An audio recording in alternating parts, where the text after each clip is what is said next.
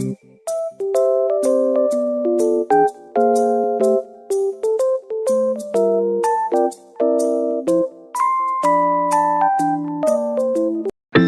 suatu hari, ada sekumpulan mahasiswa praktek di salah satu RSUD Semarang. Pada hari itu telah dilakukan tindakan operasi di ruangan OK dengan penyakit appendix selama kurang dari 1 jam.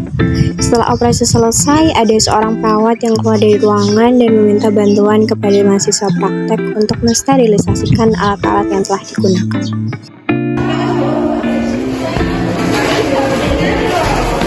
Assalamualaikum adik-adik. Waalaikumsalam.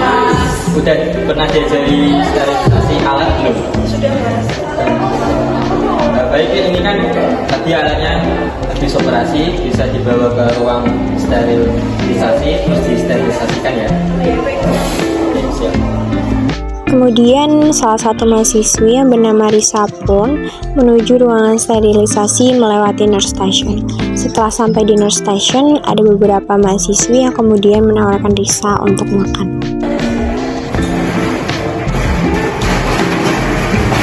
Risa, mau kemana nih? Lili mau keluar sterilisasi. Lili, makan dulu nih, kamu kan dari tadi belum makan. Iya, kayak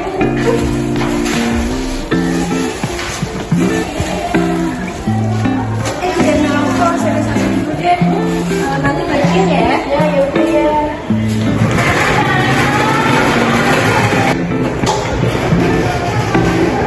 Tiba-tiba Resa pun mengikuti Risa. Risa, kamu ikut dong, mau tahu caranya. Ayo. Risa memberikan APD kepada Resa, namun Resa menolak.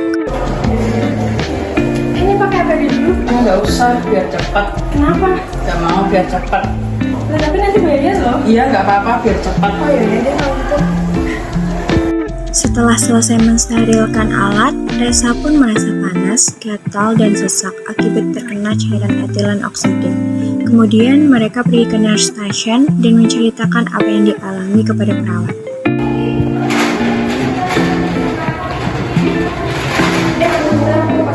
Aduh, kok dadaku rasa sesak banget ya. Terus kok aku merasa kayak ini gatal-gatal, kenapa ya? Kenapa itu ya? Coba kita tanya sama perawat dulu yuk. Yuk.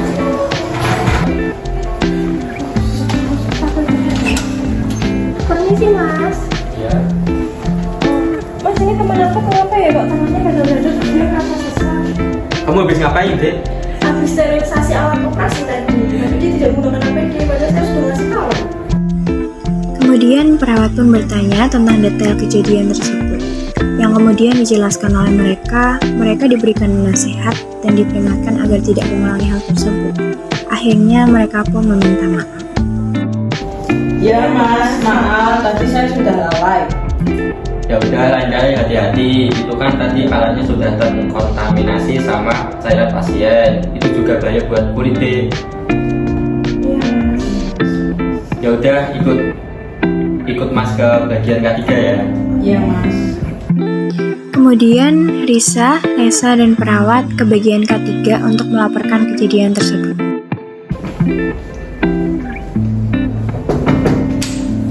Permisi Ibu, ini ada mahasiswa yang terkena etilen oksida dan tangannya inflamasi dan juga sesak Ibu. Oh ya sudah. Tunggu sebentar ya, nanti saya tangani. Udah, silakan masuk dulu. Nanti gimana deh? Kok bisa kayak gini kejadiannya? Iya Mbak, tadi itu saya disuruh untuk sterilisasikan alat operasi. Terus saya tuh sudah disuruh pakai APD, tapi saya tidak mau. Terus tiba-tiba tangan saya ini panas, terus jadi merah, gatal-gatal. Terus habis itu nafas saya juga sesek. Ya gimana sih deh? Kan harusnya kalau udah aturannya pakai APD, harus pakai APD.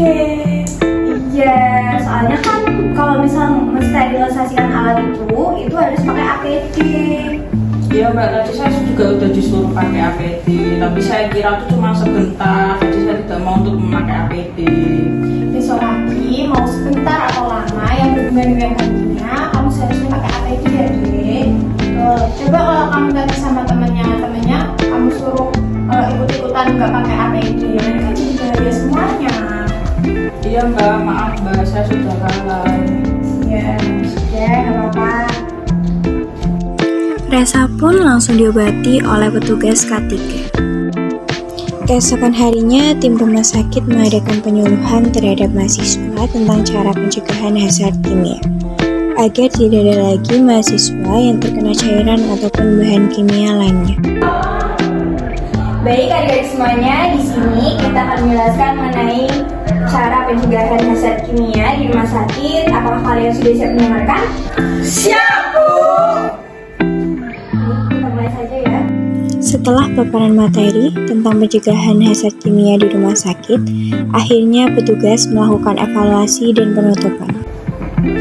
Jadi begitu ya adik-adik, kalau misalnya kalian disuruh sama mas atau mbak perawatnya, kalau kalian belum mengetahui prosedurnya dengan baik, kalian bisa bertanya terlebih dahulu, karena kan di rumah sakit banyak bahan-bahan kimia yang berbahaya.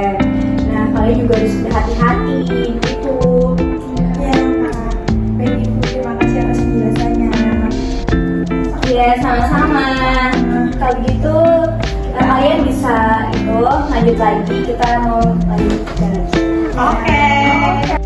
Kemudian keesokan harinya, perawat mencoba menyuruh mahasiswa praktek untuk mensterilkan alat bekas operasi dengan didampingi.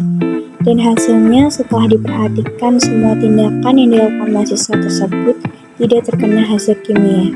Demikian upaya pencegahan bahaya kimia di rumah sakit berhasil.